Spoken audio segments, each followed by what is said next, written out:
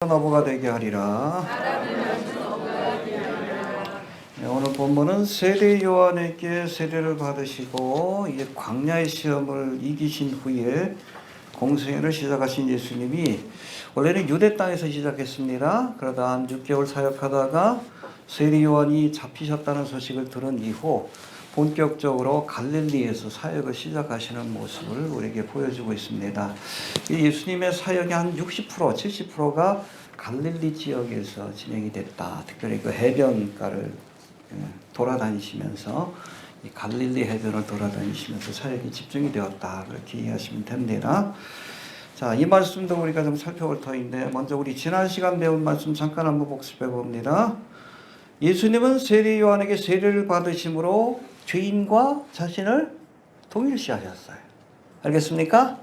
여러분, 세례 요한의 세례는 무슨 세례? 회개의 세례, 회개의 세례. 근데 예수님이 세례 받을 필요가 없잖아. 그러나 세상 죄를 지고 가는 하나님의 어린 양으로서, 그렇죠? 자신들을 죄인들과 동일시하기 위해서, 그래야 죄를 지고 속죄의 사역을 완성할 수 있기 때문에 그렇게 세례를 받으신 겁니다.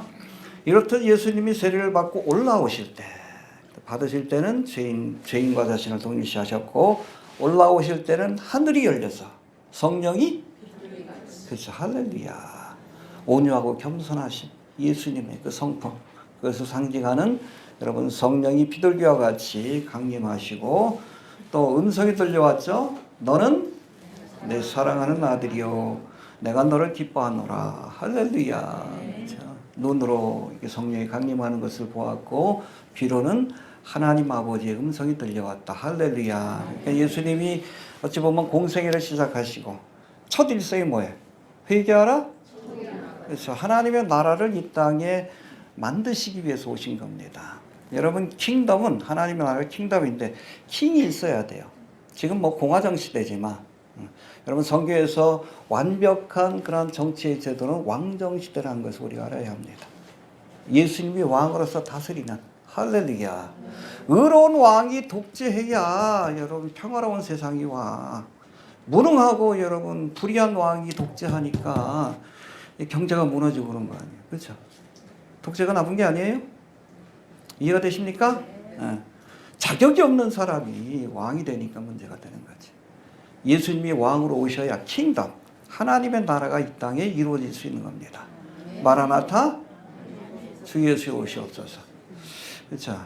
뭐 윤석열이 보면 빨리 오셔야 될 것 같아요. 다 망가지고 있죠. 뭐하다 그랬죠? 아무튼 삼위일체 하나님이 함께 하셨습니다. 예수님이 공생애를 시작할 때, 구원의 역사를 시작하실 때, 할렐루야. 인류를 창조하실 때도, 그렇죠? 천지 창조를 할 때도, 인간을 지으실 때도 삼위일체 하나님이 함께 하신 것처럼 이제 예수님이 구속의 사역을 시작할 때도 성부, 성자, 성령 삼위일체 하나님이 그렇게 함께 하셨다. 새로운 시대가 열렸다. 보라 지금은 그렇죠. 새로운 시대, 은혜의 때가 열렸다. 이게 마냥 지속되는 게 아니에요. 언제까지? 네, 교회 시대가 끝날 때까지. 여러분, 교회 시대가 은혜의 시대입니다. 누구든지 주의 이름을 부르기만 하면 구원받고, 할렐루야. 은혜의 시대. 이 기회를 주실 때 얼마나 기회를 주실지 모르겠어요. 하마스하고 뭐 휴전 얘기 계속 나오는데 아마 휴전이 되게 되면 한 2, 3년 평화의 시기가 올 수도 있어요. 모르겠어. 지금 또 그냥 네타냐후는 싸우길 원하고 이란은 쫄은 것 같아. 이란은 전쟁을 생각이 없고 좀 피해갈 그 명분을 찾고 있는 것 같은데, 어찌됐든 여러분, 주님이 오셔야 합니다. 믿습니까? 때가 있어요. 지금은 은혜의 때. 그러나 이 은혜의 시대가 교회 휴거의 사건으로 사라지면 그때는 환난과 심판의 때가 찾아올 것이라고 성경은 우리에게 말씀합니다. 그 전에 예수 믿고 구원 받으십시다. 아직 은혜를 베푸실 때, 아직 참고 계실 때, 여러분 위해서 참고 계시는 거예요. 여러분 전도해야 될 사람들이죠? 그 사람들을 위해서 아직 참고 계시는 거예요. 이 은혜의 길을 놓치지 않기를 바랍니다. 알겠습니까? 세례 요한에게 이제 세례를 받으신 예수님이 광야로 가서 기도하시고, 기도로 준비하셨습니다. 그리고 40일 금식한 뒤에 사탄 마귀로부터 시험을 이기시고 사탄 마귀의 시험을 이기시고. 시험을 이겨야 돼요. 육신의 정력, 안목의 정력, 이생의 자랑. 여러분 목사가 돼서도 여러분 돈 욕심 내면 안 돼. 여자 문제로 스캔들 일으키면 안 돼. 세상 명예 좋아하면 안 돼. 목사면 됐지 왜 자꾸 정치하려고 그러는지. 썩어 빠진 것들이야. 세상 것들 다 십자가에 못 박고 그래서 목사가 돼야지. 그래도 제대로 할까 말까인데 목사가 돼서도 돈, 육신의 정력, 안목의 정력, 이생의 자랑 여기에 매여가지고 결국엔 사탄 마귀의 종로를 타는 거예요. 스캔들이 이렇게 와요. 결국에 하나님 영광 가요. 이게 뭐요? 차라리 나지 않는 게 낫지. 태어나지 않는 게 낫지. 시험을 이기고 해야 돼요. 시험을 이기고 목사 되고 나서 그 시험을 이기려고 그러면 많은 사람들이 상처를 받지. 이해가 되시죠? 네, 우리 선사님도 계신데 목사 안수 받기 전에 이겨야 돼. 다 이겨. 다 십자가에 못 받고 그러고 해도 힘들어. 해도. 그러고 나서 예수님 말씀을 전했는데 해봅시다. 때가 차고 하나님의 카이로스의 시간, 은혜의 시대가 시작됐다는 거예요. 하나님의 나라가 가까웠으니 할렐루야. 그렇죠? 회개하고 복음을 믿으라. 회개하고 복음을 믿으면 하나님의 나라에 들어갑니다. 이해가 되시죠? 내 죄를 회개하고 주님이 주시는 그 복음의 소식, 누구든지 예수를 믿기만 하면 구원받는다는 그 사실을 믿기만 하면, 예수를 영접하면 하나님의 나라에 들어가는 하나님의 자녀가 되는 거예요. 여러분 이게 가스펠이요, 복음이요. 회개하고 복음을 믿으시길 바랍니다. 자, 본문으로 넘어갑시다. 16절 시작.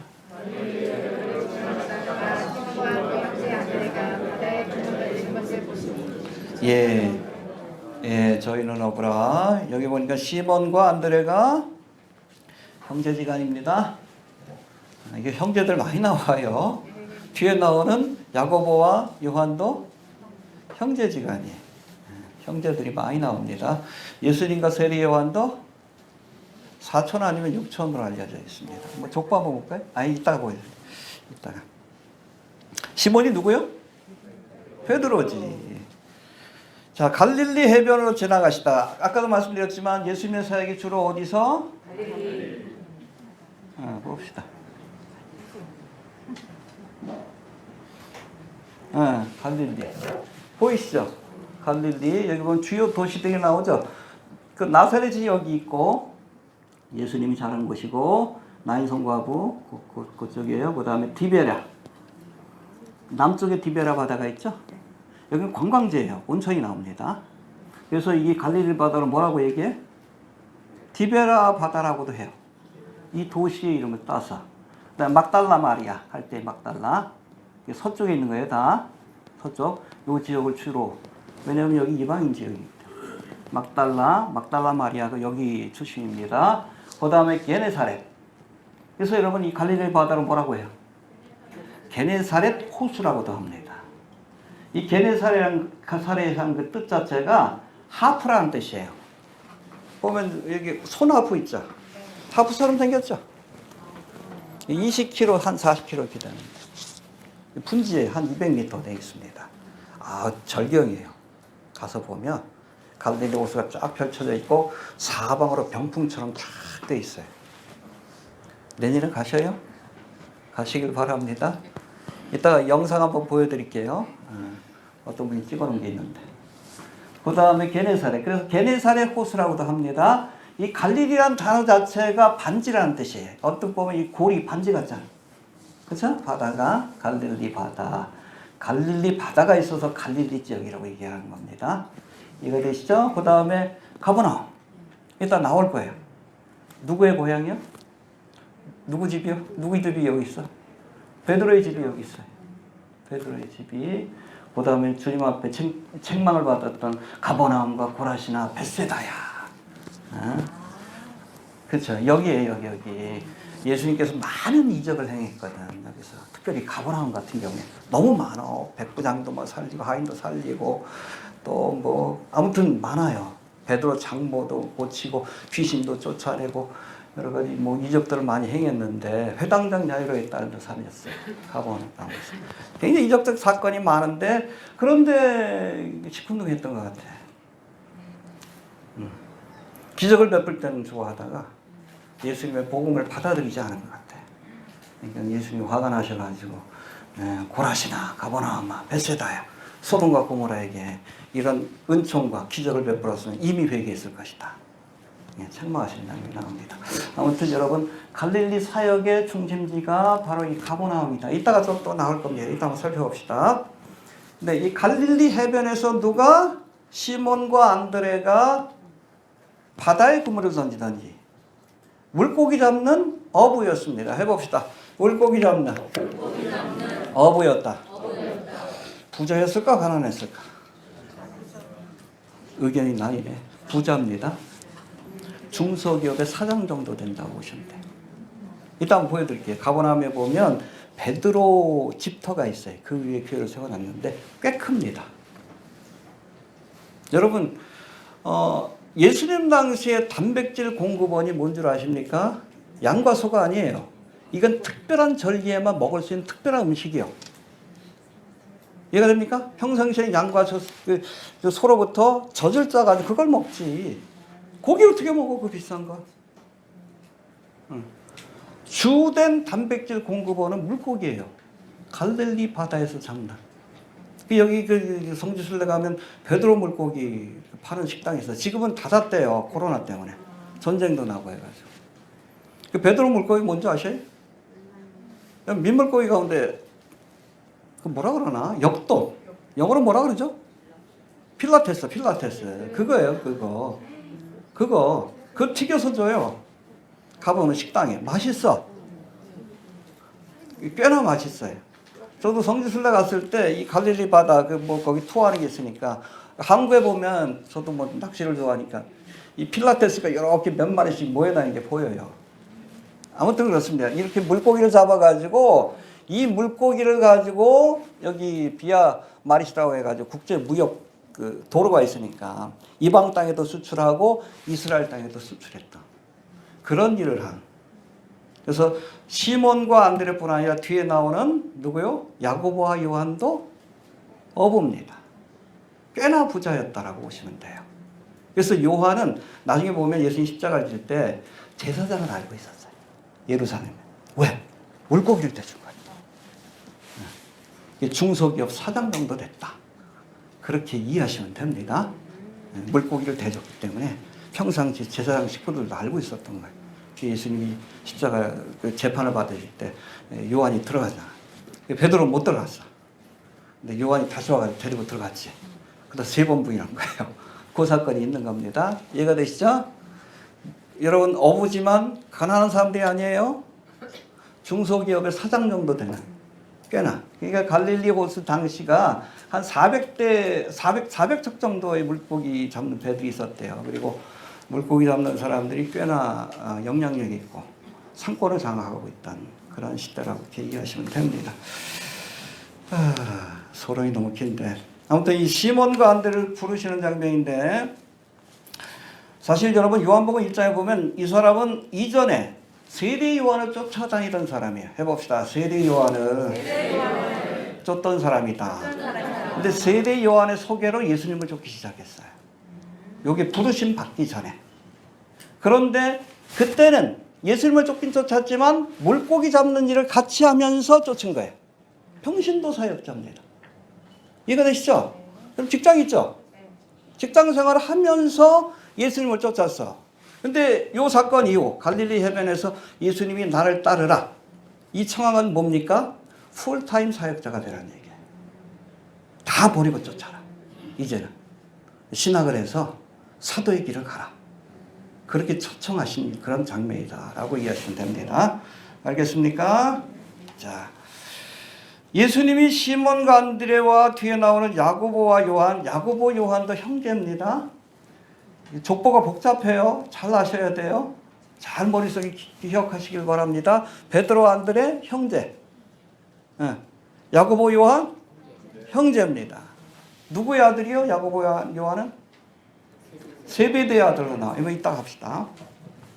물고기 잡고 또 그물을 수선하고 있을 때 저들을 찾아와 제자로 부르셨다는 사실을 우리가 주목해야 되는데, 언제 부르심을 받았는가? 자기에게 주어진 일에 최선을 다할 때. 이해가 되셔요? 해봅시다. 내게 주어진 일에 최선을 다하고 있을 때 제자로 부름을 받았다. 그러면 작은 일에 충성해야 큰 일을 맡기신 거예요. 작은 일에 불의하면 큰 일에도 불의하다고 말씀하셨어요. 이거 되시죠? 내게 주어진 일에, 가정일, 직장일에 최선을 다하고 충성하는 사람이 하나님의 일을 맡겨도 충성하는 거예요. 뭐 대충해. 가족도 안 돌보고 뭐 식구들도 챙기지 않고. 그런 사람들이 어떻게 성도들을 챙겨? 이해가 되시죠? 하나님께서 주님 부르실 때는 자신에게 주어진 일에 최선을 다하는 자를 부르십니다.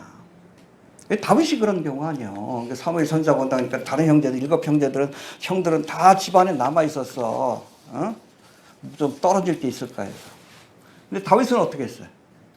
맡겨주신 양떼를 돌보러 들판으로 나갔어요. 구태여 불러다가 기름을 부으시고 이스라엘이라는 양떼를 맡기신 겁니다. 작은 일에 충성하는 그런 것입니다.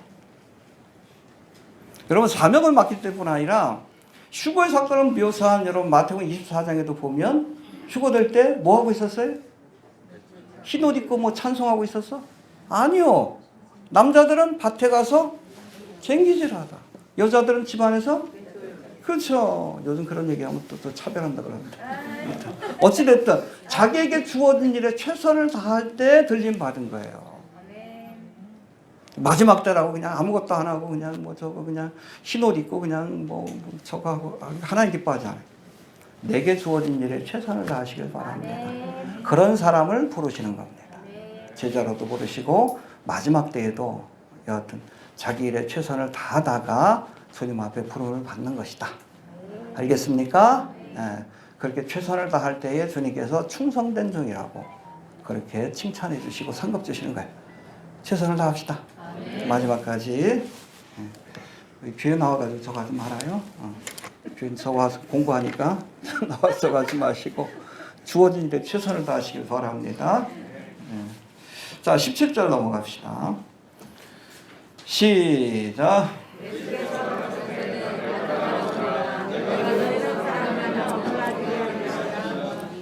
예, 여기 보니까 제자들이 예수님을 먼저 따라간 것이 아니라 예수님이 먼저 제자들을 불러주셨어요. 해봅시다. 예수님이 먼저 찾아가서 불러주셨다. 근데 그 당시에 여러분 랍비가 제자들을 부를 때 일반적으로는 여러분 랍비가 제자들을 찾아가서 부르는 경우가 없어. 뭐 배우고 싶은 사람이 랍비를 찾아가서 제자로 받아주십시오. 그렇게 해서 랍비와 제자의 관계가 형성이 되는데 여기서는 그 반대예요. 예수님이 직접 찾아가셔서 저들을 불러서 제자로 삼아주신 겁니다. 할렐루야. 하나님의 일방적인 선택이라는 거예요. 우리가 뭐 하나님의 자녀가 된 것도 여러분 자격이 있어서 하나님의 자녀가 된 것도 아니고 자격이 있어서 목사가 된 것도 아니요. 하나님이 불러주셨으니까. 여러분 부르심 자체가 자격이에요. 이해가 됩니까? 자격이 있어서 부른 게 아니에요. 여러분 12제자들 봐. 면면을 살펴봐. 제대로 공부한 사람이 어디 있어. 매일 그냥 가가지고 물고기 잡다가 어떤 사람은 그냥 매일 그냥 세금 받다가 그러고선 제자가 됐는데. 그러니까 여러분 이 사도행전을 봐요. 이 제자들이 복음을 전하는데 꽤나 설교를 잘하거든. 그랬더니 이 바리새인 서기관들이 뭐라 그래. 이 저 무식한 것들이 어떻게 성경을 하느냐. 아그람마타라고 해요. 그래 뭐라 그러죠 우리 문법. 그러니까 어자라는 것은 아그람마타 할 때 아자라는 것은 낫이라는 뜻이에요. 너 공부 못한 것들이 어떻게 저렇게 설교를 하느냐. 원래 그래요. 그런 사람들이 자격이 있어서 보는 게 아니에요. 부르심 자체가 자격인 겁니다. 이해가 되시죠? 하나님이 불러주셨다는 것 자체가 하나님의 자녀가 될 수 있는 자격이 되는 거고 하나님이 불러주셨다는 것 자체가 하나님의 종이 될 수 있는 제자가 될 수 있는 자격이 되는 거예요. 할렐루야.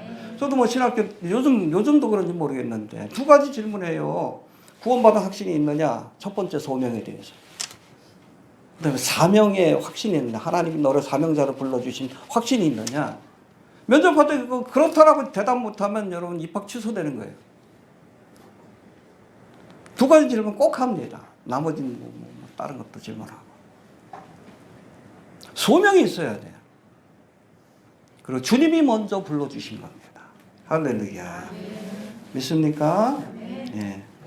내가 너를 구속하였고 내가 너를 지명하여 불렀나니 너는 내 것이라. 내가 먼저 불렀다. 할렐루야. 우리가 주님을 부르시기 전에. 그래서 은혜라고 하는 거예요. 우리가 여기에 나와 있는 것도 그렇죠.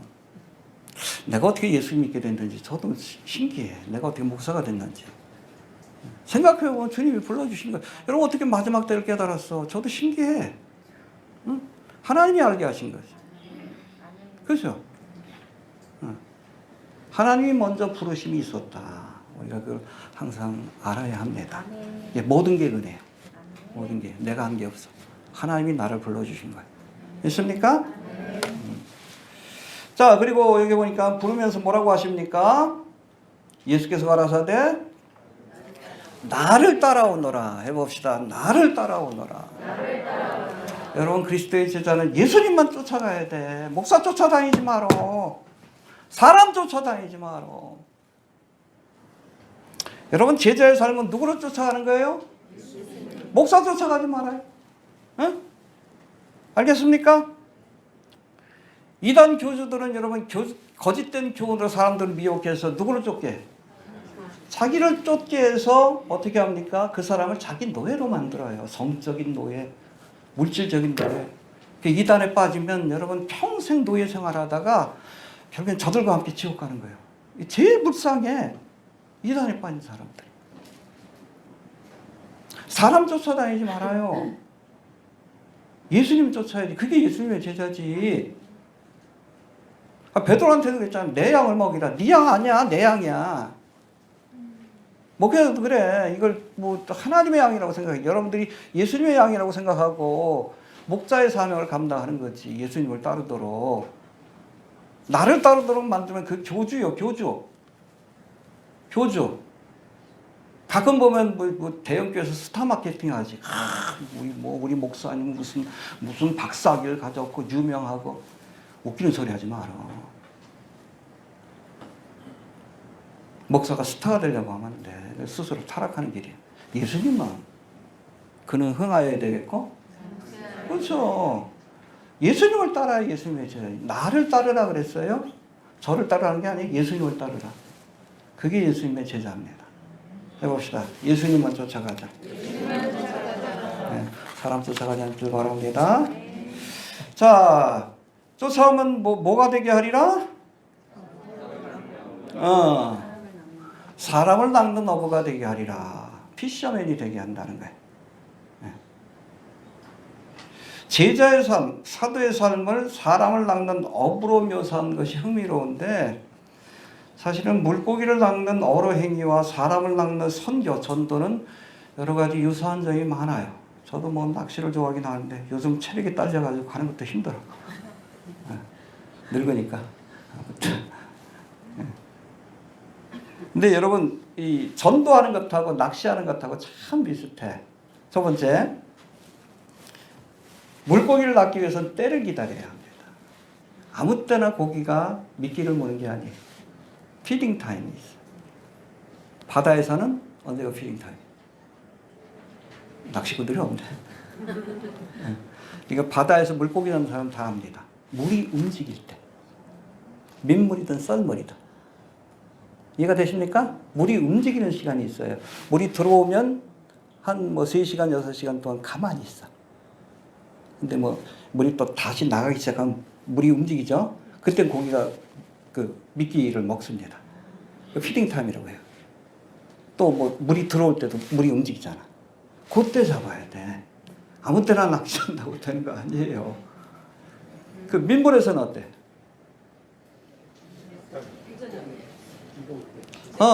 아침하고 저녁이에요. 아침하고 해 뜨기 직전, 해지기 직전, 1-2시간. 이 피딩 타임입니다. 우리 여러분 대낮에 그렇게 낚시해도 거의 안 잡혀. 안 잡혀요. 힘들기만 하지. 가끔 잡히긴 해도. 그 때를 알아야 돼. 고기가 물 때를. 그 때를 기다릴 수 있어야 합니다. 선교적으로 보면 제가 뭐 90년대 초반에 러시아 선교사 부처령이 무너지자마자 들어갔는데 구름대 같이 몰렸어요. 지금은 안 그래. 지금은 한 30년 지났죠? 러시아 정교회가 자리 잡고 나서 선교사들을 핍박하기 시작합니다. 지금 이제 선교의 문이 닫혔어요. 러시아는. 근데 이스라엘은 지금 또 열리고 있어. 뭘 계기로? 전쟁을 계기로 10월 7일. 막심 선교사가 선교 보고 하자. 피딩 타임이에요. 이때를 알아야 돼. 우리 막심 선교사가 집중적으로 구원하는 이유가 있어요. 우리 9월 말에 오시는데 제가 그랬어요. 뭐 딴 거 갖고 올 필요 없다고 선물. 책만 인쇄해서 갖고 와라. 지금 뿌려야 돼. 이해가 됩니까? 네. 기도 많이 해주시길 바랍니다. 피딩 타임이에요. 이스라엘은 지금 피딩 타임. 어찌 보면 마지막 7년 대환란 가기 전에 하나님께서 영혼을 구원하시기 위해서 제가 보기에는 한번 은혜의 때를 여신 것 같은 그런 느낌이 들어요. 이 고난을 통해서 하나님을 찾고 있습니다. 기도 많이 해주시길 바랍니다. 특별히 막심 선교사 사역을 위해서 기도 많이 해주시길 바랍니다. 피딩 타임이에요. 그걸 아는 것이 지혜입니다. 그래야 물고기 잡을 수 있어요. 또 두 번째, 낚시꾼에게는 인내가 필요합니다. 해봅시다. 인내가 필요하다. 여러분 당장 물고기가 안 잡혀도 잘 들으세요. 안 잡힌다 할지라도 낚싯대는 펴놓고 있어야 돼요. 그래야 때가 올 때 고기를 잡을 수 있는 거예요. 아무리 피딩 타임이 찾아와도 그렇죠? 낚싯대를 펴놓고 있지 않으면 아무것도 못 잡는 거예요. 준비를 하고 때를 기다려야 돼요. 인내함으로. 해봅시다. 준비해놓고 때를 기다려야 한다. 완벽한 준비를 해놓고. 여러분 누구 전도할 사람 있으면 미리 다 준비해놓고 어떻게 하리라. 한 번 하나님께서 물을 움직일 때가 있어요. 피딩 타임이 올 때가 있어요. 그때를 딱 봐서 준비하고 있다가 데리고 나와야 돼. 이해가 되시죠? 피딩 타임이 옵니다. 그러나 준비하지 않으면 낚싯대라도 들이고 있어야지. 미끼를 껴놓고 아무리 피딩 타임이 와도 의미가 없는 거예요. 고기를 못 잡아요. 다 준비하고 기다리시기 바랍니다. 또 세 번째, 주어진 결과에 낙심하지 말아야 합니다. 해봅시다. 결과에 낙심하지도 교만하지도 말라. 물고기 많이 잡았다고 뭐 실력이 있어서 그런 거 아니에요. 많이 잡힐 때가 있어요. 왜 많이 잡혀? 몰라요. 왜 안 잡혀? 몰라. 어떨 땐 그래. 정말 야 이렇게 좀 여건들 다 맞으니까 가면 고기 많이 잡겠다. 거의 못 잡을 때가 있어요. 근데 어떨 때는 이거 오늘 뭐 비도 흙탕물인데 고기가 있을까? 정말 상상 이상으로 고기를 잡을 때가 있어요. 여러분 노력은 내가 하지만 결과는 하나님께 속한 겁니다. 전도도 마찬가지. 스테반 집사 여러분 막 사도행전 7장인가 8장에 나오죠. 설교 얼마나 멋진 설교를 했어요. 장황하게 다 설교하잖아요. 구약의 사건들 다 해가지고 예수님하고 연결시켜. 몇 명이나 전도했어? 한 명도 전도 못했어요. 돌 맞아 죽었어. 요나는 어떻게 했어요? 요나 선지자. 니네 성가 가지고 하나님께서 하라고 하는데 마음이 없는 거예요. 3일길을 돌아야 되는 큰 성이요. 하루만 돌았다 그래서 되죠. 회개해. 뭐 죽든 말든 회개해봐. 그런데 니네 성 전체가 회개했어요. 여러분 스데반 집사는 열심히 안 해가지고 그렇게 한 명도 전도 못하고 요나는 뭐 열심히 해가지고 뭐 그렇게 많은 열매를 맺었다. 웃기는 소리 하지 마.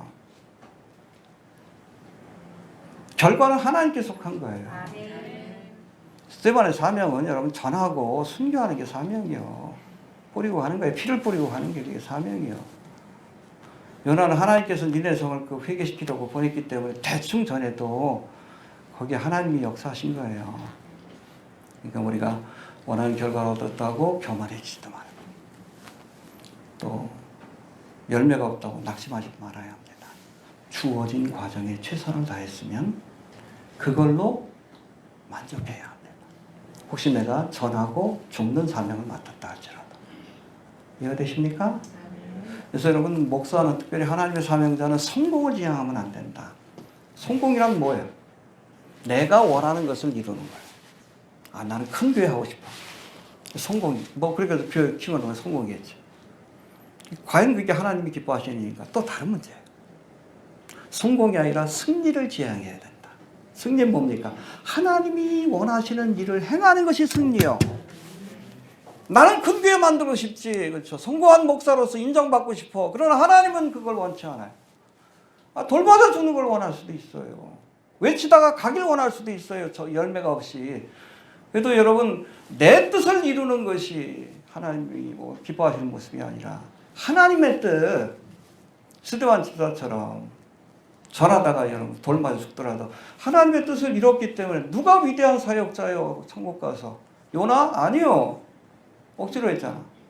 스데반이 더 큰 멸류관을 얻겠지. 그런 거예요. 성공을 지향하지 말고 승리를 지향해야 합니다. 결과는 하나님께서.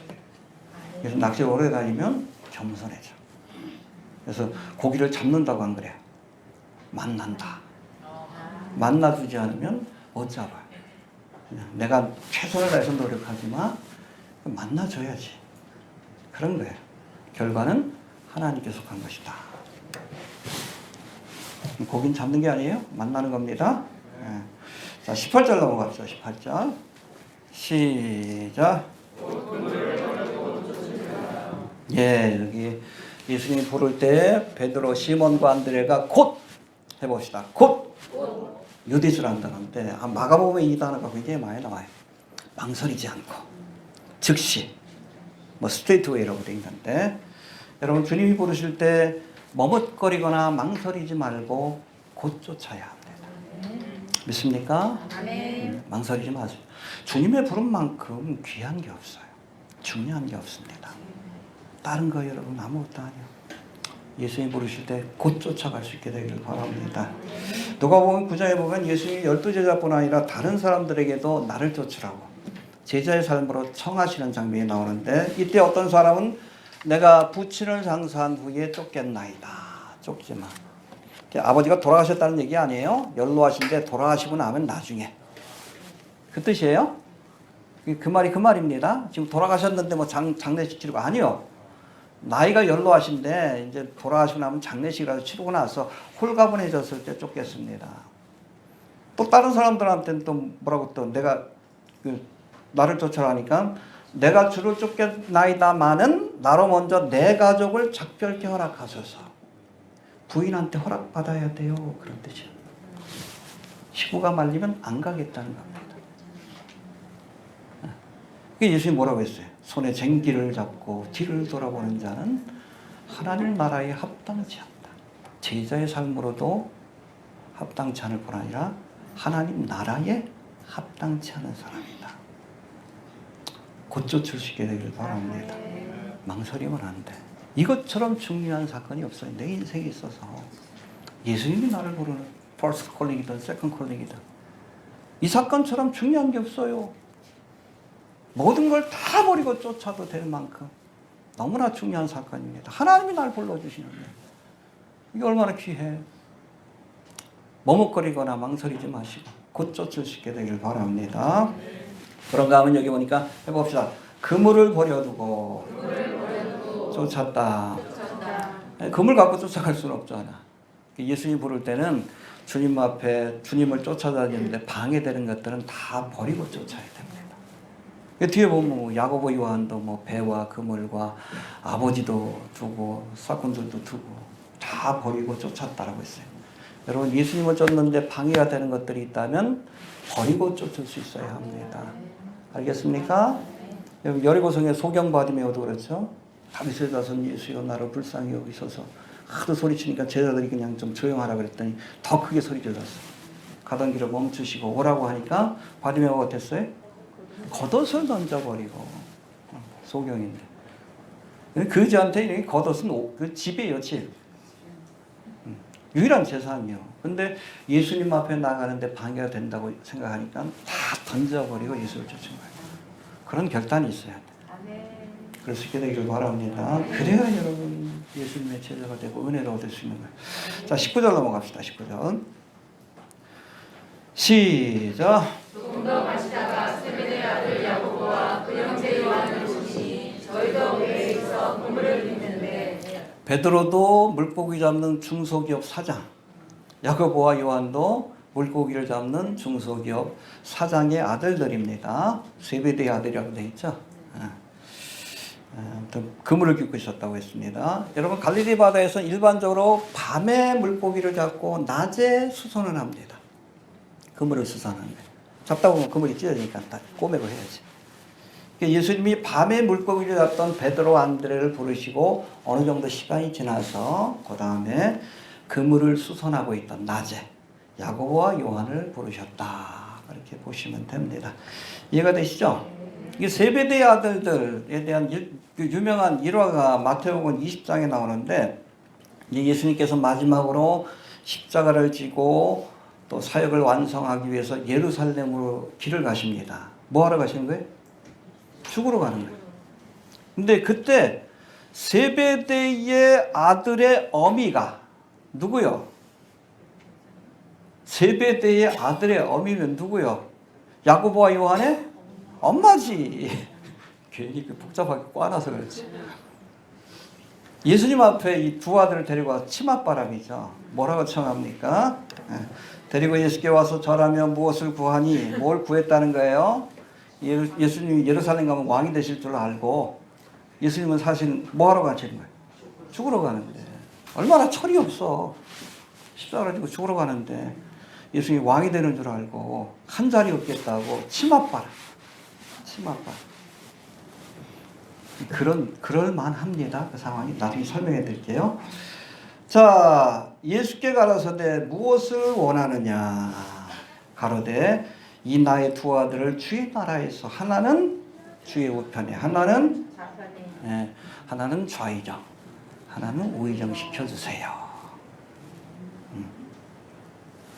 예수께서 대답하여 가라사대 너희 구하는 것을 너희가 알지 못하는도다. 나의 마시려는 잔을 너희가 마실 수 있느냐? 예수님 뭐 하러 가는 거예요?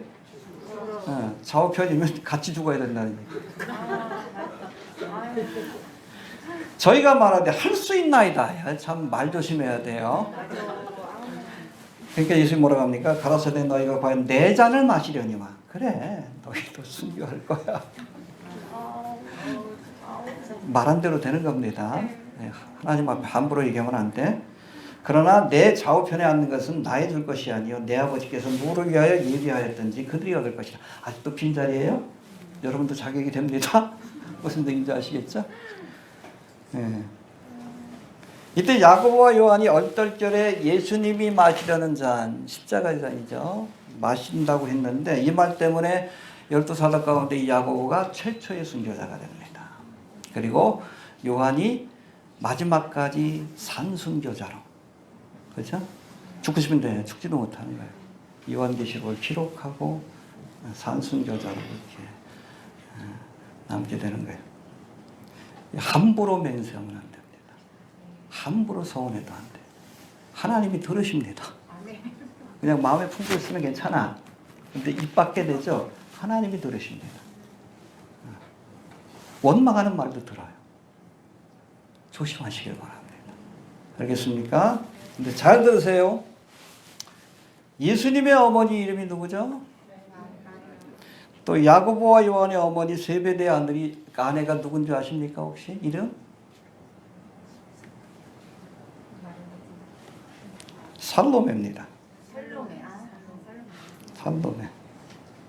근데 여러분 예수의 어미 마리아와 세베대의 아내 살로메는 자매가 아니에요.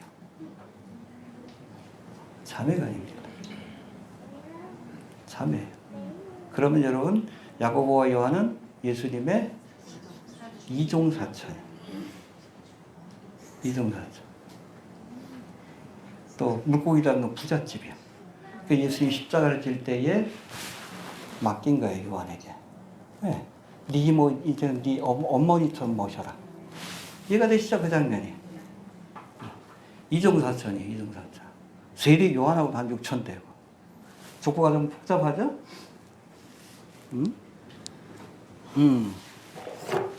요셉하고 마리아. 마리아의 동생이, 여동생이 살로메입니다. 세배대, 남편이 세배되고 아들들이 누구예요? 이게 나와 있어. 야고보 요한. 예수님하고 사촌간입니다. 살로메가 예수님의 이모예요. 찾아온 이유를 아시겠죠? 야, 조카들 좀, 네 사촌 동생들 좀 챙겨. 그거예요. 이해가 되시죠? 예. 그리고 뭐, 저기는 요셉의 친척입니다. 마리아 글로벌한 이름이 또 나와요. 잘 모르긴 하지만. 어찌됐든 여기 부모하고 해서 사가랴하고도 6촌 아니면 4촌이었을 것으로 묘사되고 있습니다. 근데 사실은 여러분, 일가 친지가 예수님이 형 아니야. 메시아로 인정하는 게 쉬운 게 아니에요. 예수님이 사실은 나사렛에서 복음을 전하다가 받아들이지 않았어요. 그렇죠? 왜?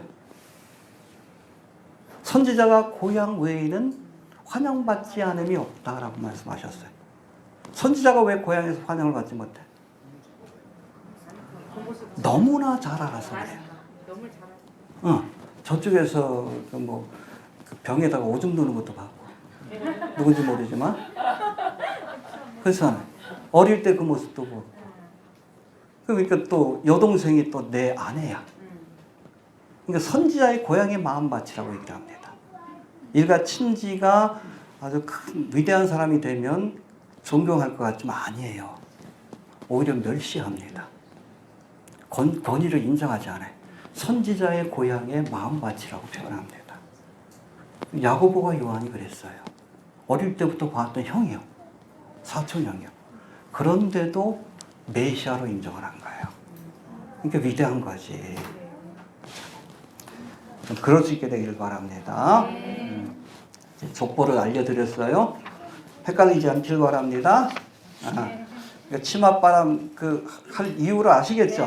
이모니까 그런 거예요. 이모니까. 이모. 요한복음 15장에 보면 예수님께서 십자가를 질 때 쭉 이름들이 나오고 거기에 살로메가 나오고 근데 여러분 요한복음에는 똑같은 장면인데 살로메가 안 나오고 그 자리에 그 이름 자리에 이모라고 돼 있어요. 요한이 썼으니까 그런 거예요. 예수의 이모고 자기 엄마요. 이해가 되시죠? 이모와 글로바의 아내와 뭐 이런 식으로 쭉 나와요. 이모입니다. 이모. 예수님의 이모다. 이종사촌간이다. 저희 교회도 제 이종사촌이 있습니다. 여하튼 그런 관계라고 보시면 됩니다. 알겠습니까? 20절 넘어갑시다. 20절. 자, 시작.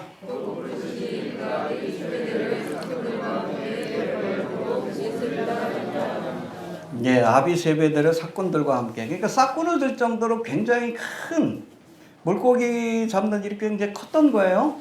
일꾼을 두고선 그 물고기를 잡을 만큼. 그러니까 중소기업 사장 정도 됐다. 그렇게 보시면 됩니다. 아까도 말씀드렸지만 이 요한이 여러분 제사장을 알았어요. 그 뭐예요? 거기까지 물고기를 댄 거예요. 꽤나 큰 그런 물고기 잡는 일을 한 업을 한 사람이다라고 보시면 되는데 여기 보니까 아버지를 버려두었다. 그 말씀이 눈에 들어오는데 해봅시다. 아버지를 떠났다. 필요하면 떠나야 합니다. 알겠습니까? 아브라함을 부르실 때도 뭐라 그랬어요? 본토와 고향을 떠나는데 친척과 아비집을 떠나. 근데 버렸어요? 안 버렸어요? 못 버렸어. 떠날 때 하란 땅을 메소포타미아를 떠날 때 누굴 데려갔어? 아버지 데라를 데려갔어요. 그래서 하란 땅에 가나안 땅을 가야 되는데 가지 못하고 하란 땅에서 허송 세월을 보낸 거 한 40년. 아비 집을 떠나지 못해요. 죽을 때까지 기다린 거예요. 그리고 또 친척을 떠나라고 했는데 친척을 데려가서 누구? 조카 롯을 데려갔어. 이놈 때문에 고생 많이 했잖아. 전쟁도 치르고. 또 떠나라 하실 때는 다 이유가 있는 거예요. 알겠습니까? 본토와 친척과 아비집. 필요하면 배화금을뿐 아니라 아비집과 친척도 떠나는 결단을 해야 하는 순간이 있습니다. 알겠습니까? 네. 보다 더 중요한 것을 위해서. 이해가 되시죠? 자, 이제는 가버나움 사역을 한번 봅니다. 가버나움. 네, 가버나움이에요, 가버나움. 가버나움입니다. 여기 보면 가버나움. 가버나움에 뭐가 있어요? 베드로의 집이 있어요. 베드로의 집이 있어요. 근데 여러분 갈릴리에 사역할 때 3년의 공생 기간 동안에 이 갈릴리 한 60에서 70% 정도 사역이 이쪽에서 진행이 됐는데 이 가버나움에서 예수님이 베드로의 집에서 머무셨을 것으로 보고 있어요. 대부분의 학자들이. 이게 베드로의 집입니다. 베드로 장로의 집이라고 되어 있는데 아니에요. 베드로 집입니다. 그 위에 교회를 세우는 거예요. 베드로 기념교회. 그러니까 여러분 베드로 다음 시간에 한번 살펴볼 거예요. 베드로의 장모를 고쳐주죠. 그러니까 베드로의 장모가 같이 산 거예요.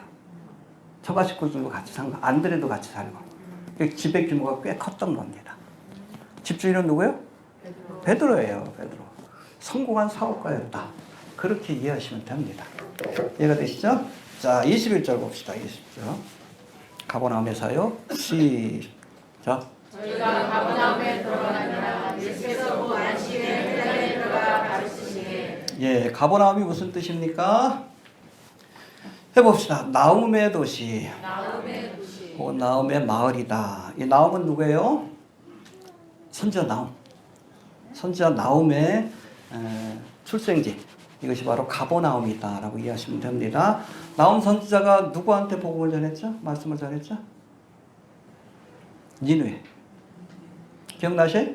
한번 가서 읽어보셔요. 3장밖에 안 되니까. 요나 선지자가 니느웨로 가서 아수르의 수도니까 하나님의 말씀을 전할 때는 저들이 회개했어. 근데 100년 뒤에, 그러니까 BC 662년경에 100년이 지났어요. 100년 뒤에 이때 전할 때는 듣지 않았습니다. 그래서 결국엔 바벨론에서 멸망을 받게 되는 거예요. 알겠습니까? 가버나움이 바로 나움 선지자의 그런 고향이다. 너희가 요나 시대처럼 주의 말씀을 듣고 회개하면 구원받지만 나움의 시대처럼 하나님의 말씀을 듣고도 회개하지 않으면 심판받는다. 가버나움. 이해가 되시죠? 이거 보시면 됩니다. 자, 이렇듯 나움 선지자의 도시라는 의미를 가진 가버나움은 아프리카로부터 다메섹으로 이어지는 해변길, 국제도로입니다. 해변길이에요. 예수님 당시에 중요한 길들이 있습니다. 여기 보면 해변길, 아프리카로부터, 이집트로부터 시작이 될 거예요.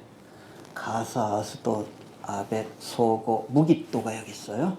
가버나움을 통과해서 다메섹으로 쭉 올라가면은 또 그 큰 도시, 시리아 큰 도시가 터키에 이제 그 이름이 잘 기억이 안 나는데 거기서부터 아시아와 유럽으로 길이 나눠지게 되는 거예요. 왕의 대로는 어디입니까? 지금 요르단 지역. 여기 보소라로부터 시작해가지고 쭉 이렇게 와서 암만 이렇게 해서 다메섹 만나가지고 또 그렇게 동서로 나눠지는 그런 길이다. 요거는 족장의 길입니다. 단에서 브이사라까지 족장의 길. 성지순례 가면 다 가보실 거예요. 여기는 굉장히 전쟁이 많이 일어난 지역이에요. 해변길 같은 경우에 국제무역로다라고 보시면 됩니다. 왕의 대로도 마찬가지지만, 그러니까 아시아에서 아프리카를 침공하기 위해서는 여기 또 지나가야 돼. 또 유럽에서 여기를 또 침공하려면 이쪽으로 지나가야 돼. 많은 전쟁이 있었던 것이 대표적인 곳이 어디요? 무깃도입니다. 무깃도에서 마지막 아마겟돈 전쟁이 벌어지게 될 것이다. 무깃도를 통과해서 가버나움. 이 가버나움이 얼마나 중요한 지역인지 아시겠죠? 하솔도 여러분 여기가 병천기지예요. 맨 북쪽에 있는. 여기도 많은 전쟁이 일어났습니다. 가버나움이 그만큼 중요한 그런 지역에 자리 잡고 있었다라고 보시면 됩니다. 이거 비아마리스라고 해요. 이번 비아마리스라고 되어 있죠. 가버나움 회당 바로 앞에 있습니다. 비아마리스 해변길이다. 국제로가 통하는 길이다라는 마이스타운. 이건 로마 시대 때 만들어진 겁니다. 굉장히 중요한 지역이다 라고 보시면 됩니다. 대도시에 산 거예요. 베드로하고 안드레가 보시면 됩니다. 자, 이렇듯 나움 선지자의 도시라는 의미를 가진 가버나움은 아프리카로부터 다메섹으로 이어지는 비아 마리스 해변길에 위치해 있는 주요 도시로, 나폴레옹도 이 길을 지난 적이 있어요. 나폴레옹도 주요한 도시로 이방인과의 접촉이 많았고 상대적으로 타락한 도시입니다. 상대적으로. 그렇잖아요. 이방인들하고 접촉을 많이 하니까. 자, 가버나움은 베드로의 집이 있던 곳으로 여기서 예수님이 베드로의 장모의 10명을 고치셨고, 또 지금도 그 집터 위에 베드로 기념교회가 세워져 있습니다. 아까 보여드렸죠? 이게 집터예요. 베드로의 집터 위에 1990년에 베드로 기념교회를 세운 겁니다. 보면 바닥이 유리로 돼 있어가지고 밑에가 다 보입니다. 이따 아마 여기 식사하시는 분들에게 영상을 틀어드릴게요. 이게 보시면 됩니다.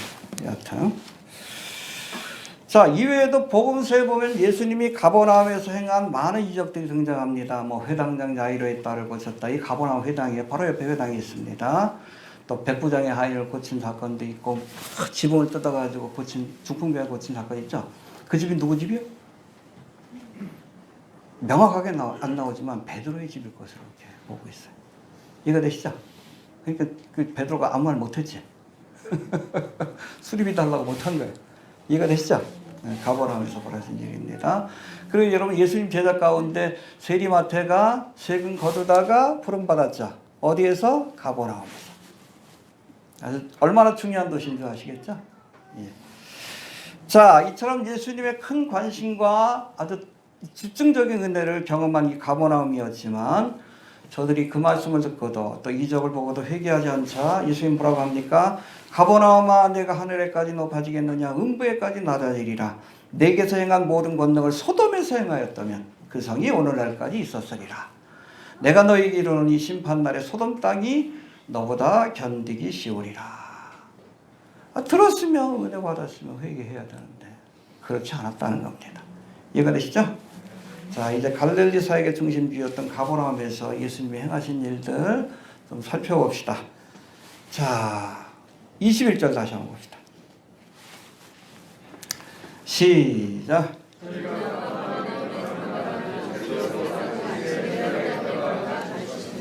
네, 예수님의 사역이 어디에서 시작이 됐어요? 가버나움 어디? 회당에서.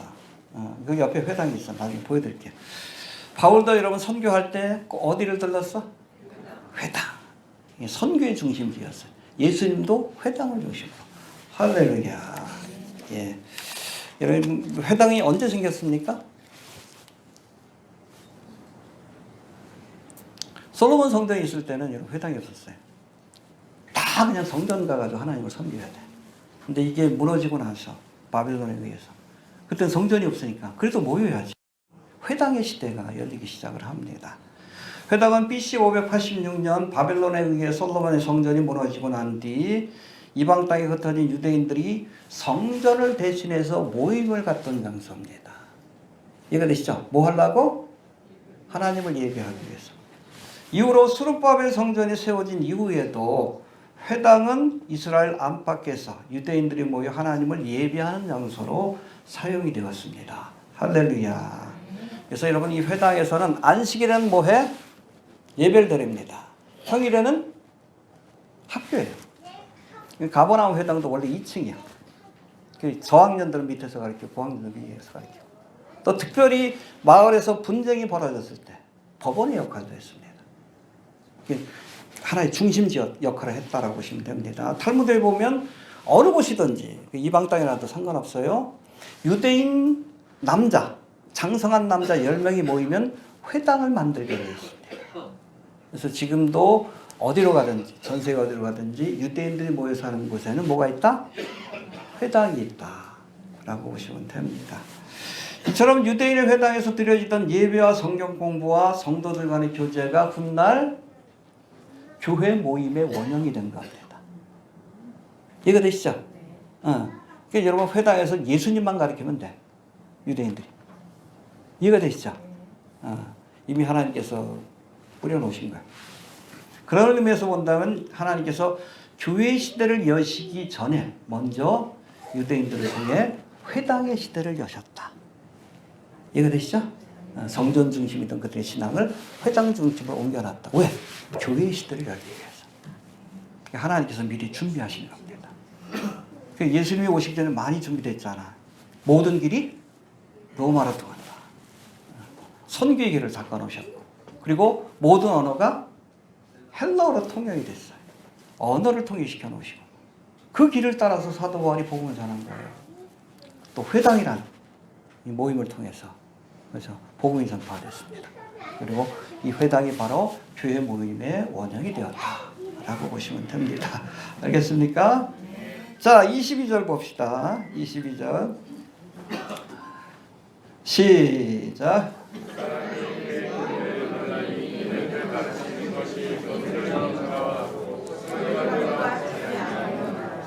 여러분, 유대인의 회당에는 거기 회당장이 있지만은 일반적으로 돌아가면서 말씀을 가르치는데 랍비들이 찾아오죠. 그러면 랍비들에게 설교할 수 있는, 말씀을 강론할 수 있는 그런 시간을 줍니다. 그러니까 예수님이 랍비 아니에요?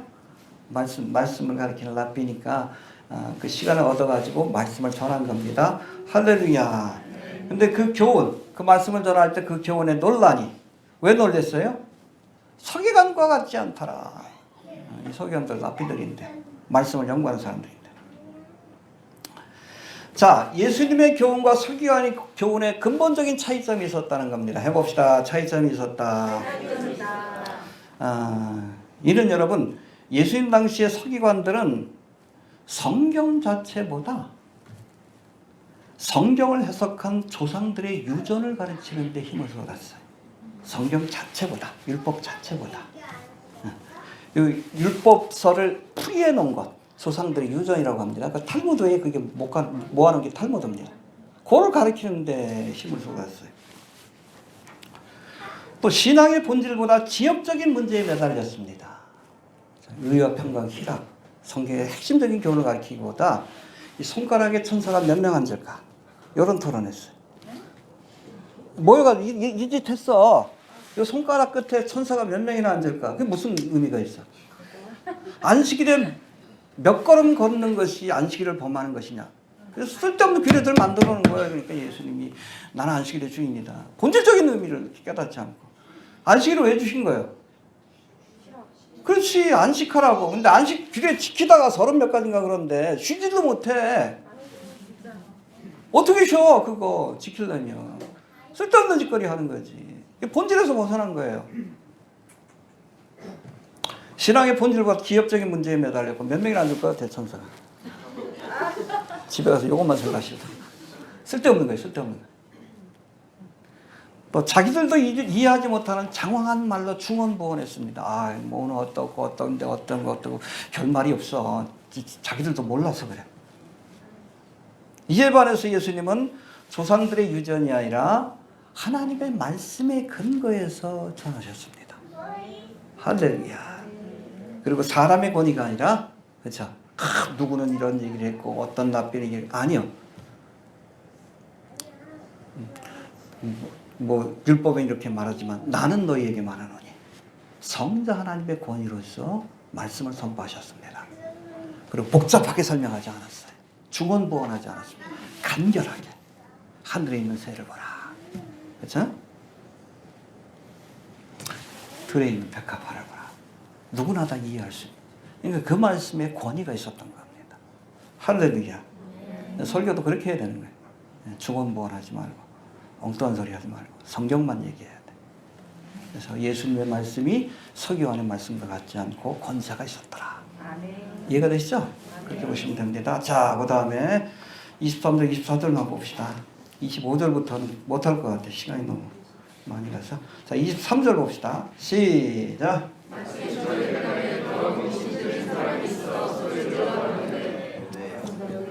잘 들으세요. 예수님이 가버나움에서 말씀을 선포할 때 해봅시다. 말씀을 선포할 때 이 말씀을 들은 사람들은 그 교훈에 놀랬고, 그렇죠? 권세가 있으니까 그 말씀에 놀란 겁니다.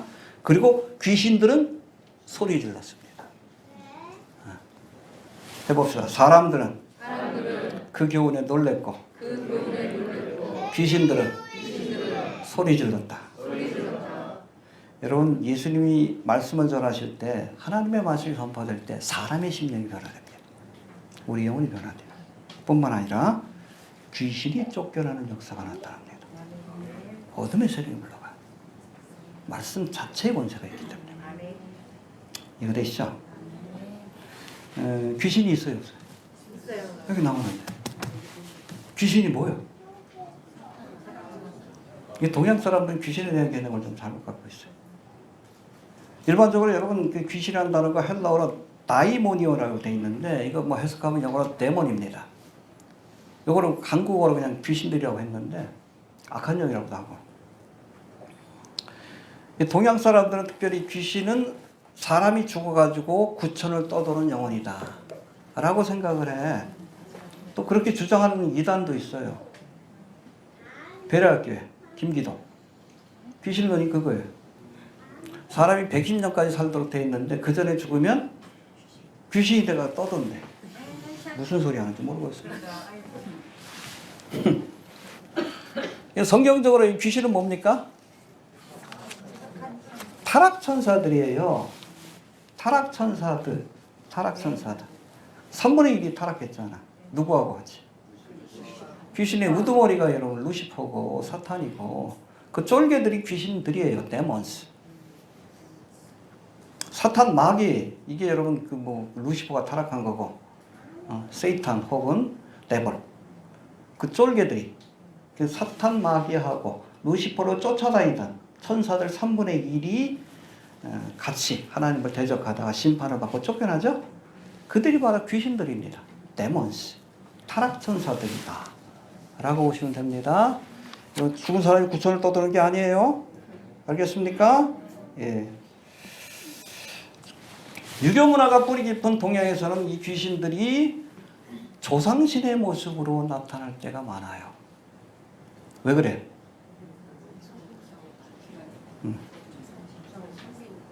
조상을 숭배하는 마음들이 있어서 그래.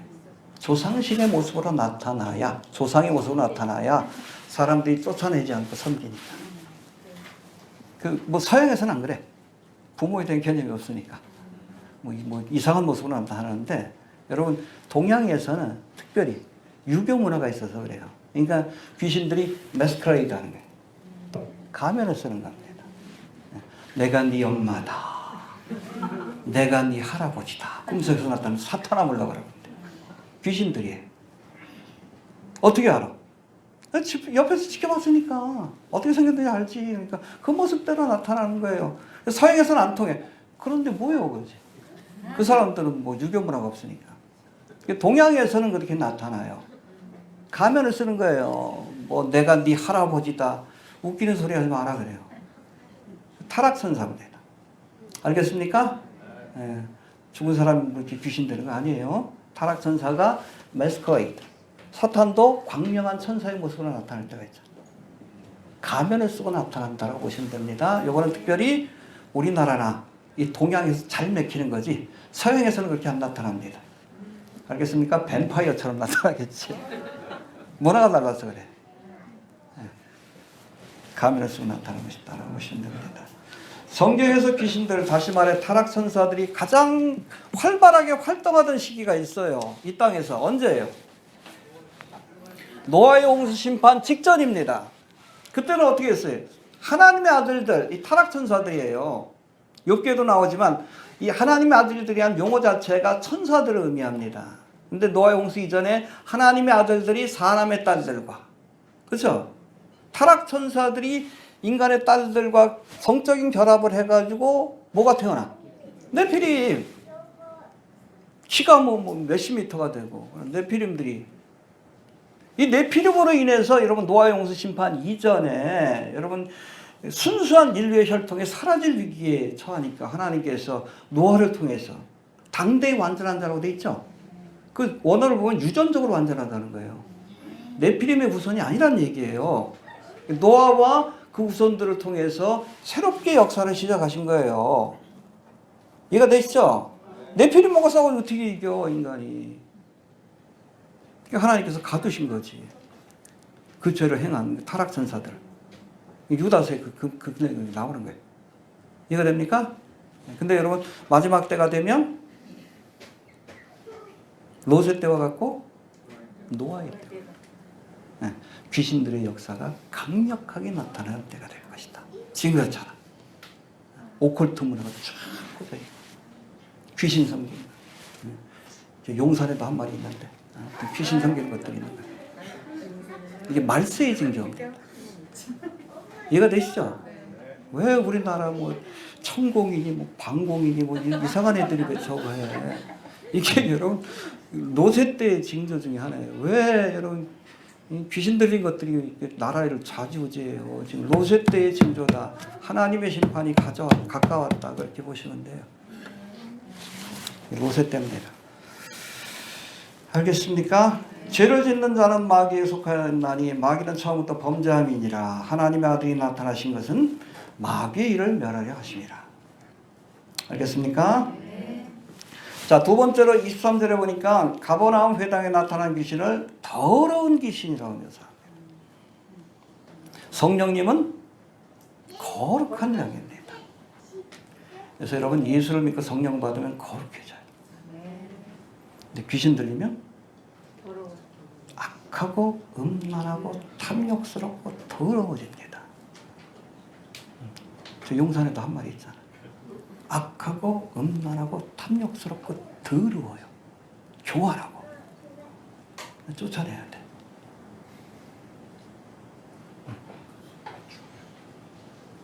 자발적으로 했다는 얘기가 있어요. 줄리 활동도.